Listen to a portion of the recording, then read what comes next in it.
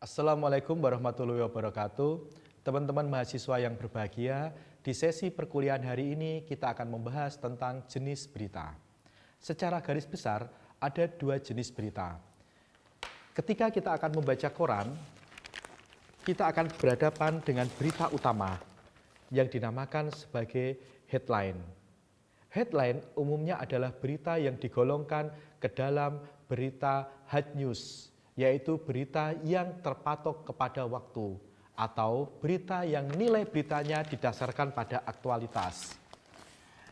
Di bagian dalam koran, kita bisa menjumpai jenis berita yang lain yang disebut sebagai soft news. Soft news adalah jenis berita yang tidak terpatok oleh waktu, dibaca kapanpun tetap aktual. Umumnya, nilai berita yang melekat pada soft news adalah human interest. Jadi, ada dua jenis berita. Yang pertama adalah hard news. Hard news sekali lagi adalah berita yang nilai beritanya didasarkan pada aktualitas. Karena itu, berbagai media, mulai media cetak, elektronik maupun cyber digital selalu berusaha untuk memberikan informasi yang paling awal berkaitan peristiwa yang memiliki aktualitas. Dalam hal ini, penting untuk memperhatikan sisi akurasi. Memang, hal yang paling utama dari hard news adalah nilai aktual. Tentu saja, aktualitas ini harus dijaga dengan akurasi pemberitaan yang tepat.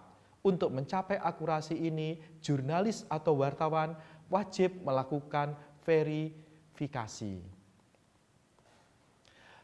Bentuk berita yang kedua adalah soft news.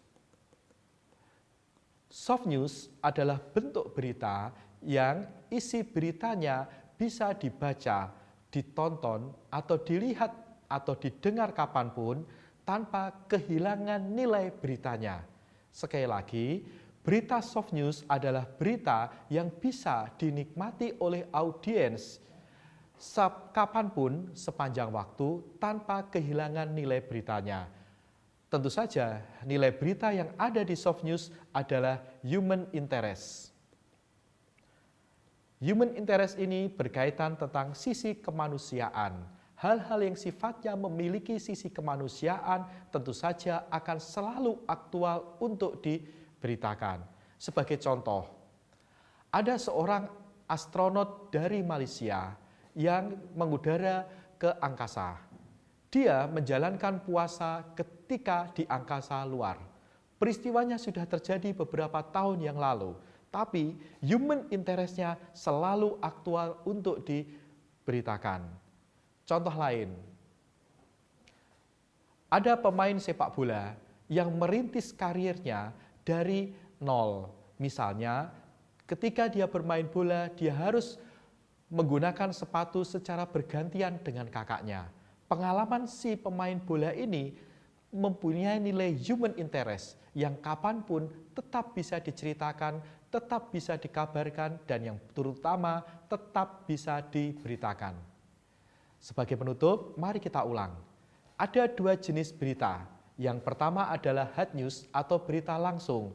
Berita ini terikat oleh nilai berita aktual. Yang kedua adalah soft news. Berita berjenis soft news adalah berita yang tidak lekang atau tidak habis dimakan waktu. Karena berita ini bertumpu kepada nilai berita yang dinamakan sebagai human interest atau sisi-sisi kemanusiaan. Demikian perkuliahan kita tentang jenis berita. Semoga bermanfaat. Assalamualaikum warahmatullahi wabarakatuh.